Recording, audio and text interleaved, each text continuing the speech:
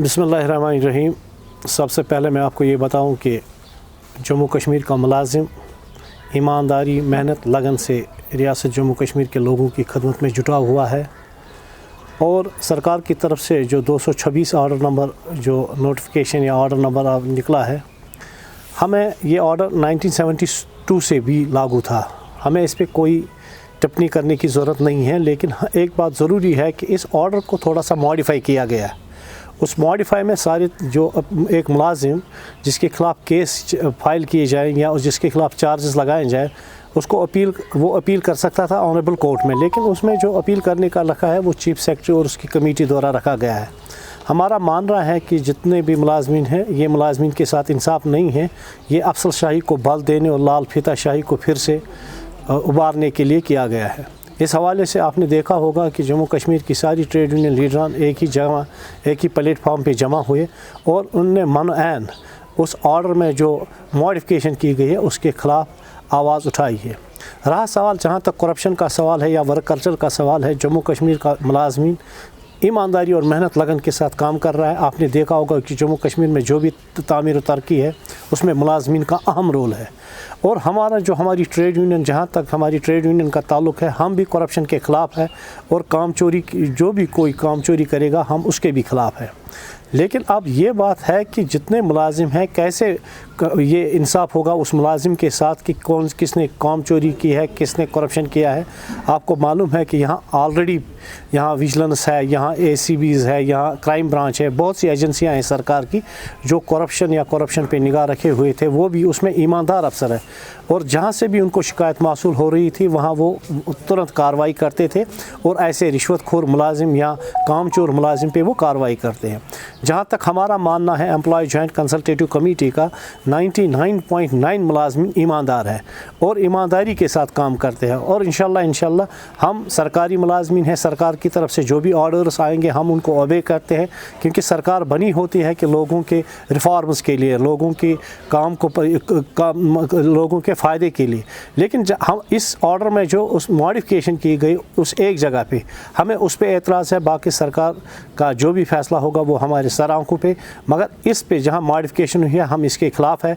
और ऑलरेडी जो जम्मू कश्मीर के मुलाजिम ट्रेड यूनियन लीडरान जो एहतजाज का प्रोग्राम दिया है वो 31 को तमाम सरकारी दफ्तरों में, हम भी उसकी हिमायत करते हैं और हम भी इंशाल्लाह उसमें बढ़ चढ़ कर हिस्सा लेंगे।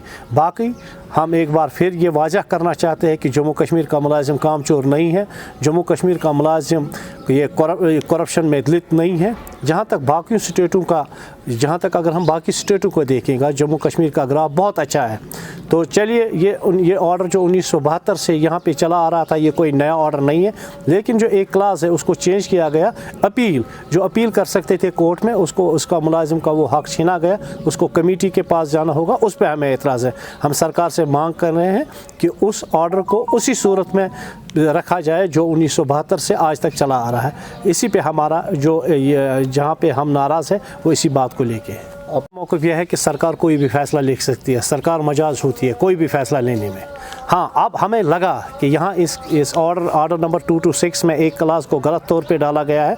हमने उसके ख़िलाफ़ आवाज़ उठाई और हम उसके ख़िलाफ़ जुद्दोजहद जारी करेंगे और इंशाल्लाह सरकार को भी लिखेंगे, हम LG साहब को भी लिखेंगे, चीफ सेक्रेटरी साहब को भी लिखेंगे। हमें कोई एतराज़ नहीं है, जैसा सरकार मॉनिटर करना चाहती है सरकार मॉनिटर करे, हमें उस पर कोई एतराज़ नहीं है। लेकिन हमें अपने हुकूक़ को भी देखना चाहिए।